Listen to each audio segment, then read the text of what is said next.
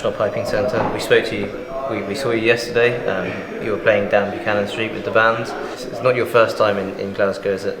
Tell us a bit about the journey here.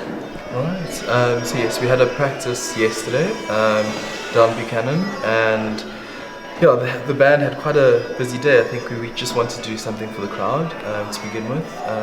We actually went to the Telebardine, I hope I'm pronouncing it correctly, distillery, and then also went to Pitlochry as well. So we had quite a busy day of parades yesterday. I think it's just in preparation for the Worlds to get the guys' stamina up, just to get everyone comfortable. Yeah. And when did you land in Glasgow?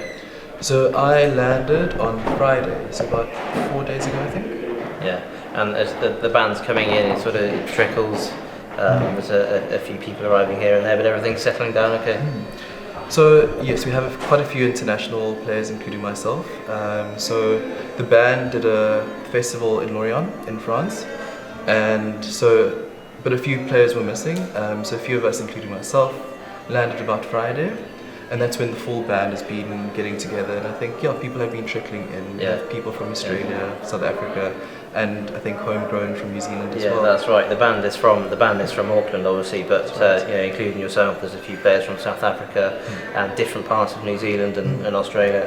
How does the band bring all those different people together from around the world to play the music with such precision when quite often you're only meeting sometimes for the first time completely when you get to Glasgow? That's true. I think we received music, a few months ago, just in terms of sheet music, and then some recordings then started, being filtered through. And I think that's really how we try and match each other, is we play to, so for example, our pipe major, so he will record something and the leading tip, so she leads the drummers. And so she and him did some recordings for all of us, so we get a sense of how things are supposed to sound, the transitions between the different kind of like tunes that we play. And so we just kind of, hope that when we arrive we're at least somewhat prepared. But I think the last few days have been just to get everyone to really lock in and settle in socially, but also just to get the instruments going, and the music as well.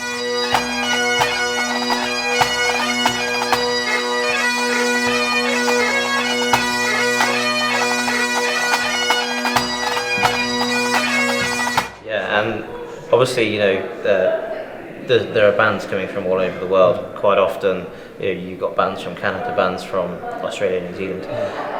Is there any noticeable differences between, say, the pipes that have travelled from South Africa compared to the pipes that have travelled from Australia, different parts of Australia, New Zealand? Are they, adjusting to the different atmosphere differently? Is there anything anybody's having to do different?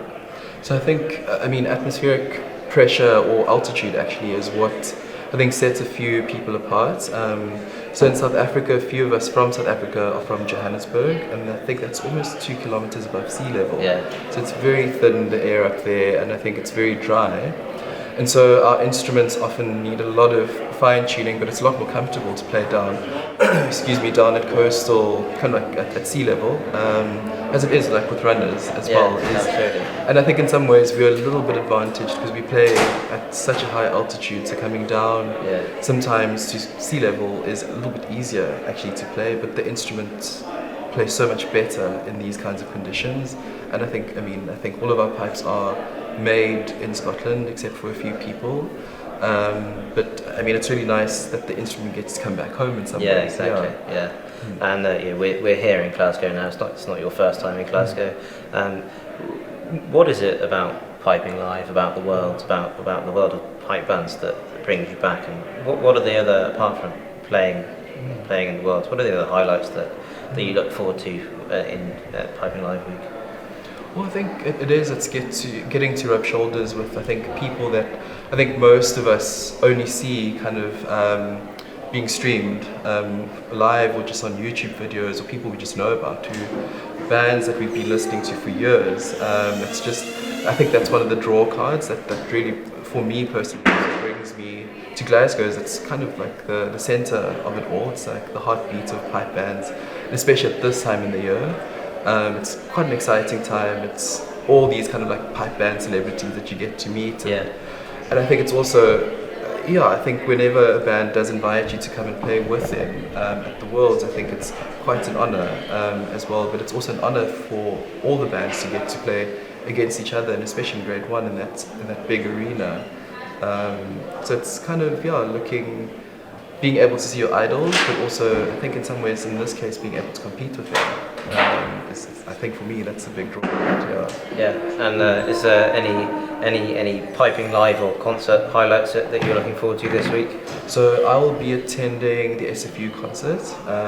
Unfortunately, our practice schedule is quite tight, so we don't get much time to, I think, explore quite a few other things, but I think it's quite nice when we do get a bit of some breathing space to just come by, even just at the piping centre, or just walk around and just get to hear some of the bands that are just, I think that's the nice thing, is their pipes echoing all over the place at this point in time.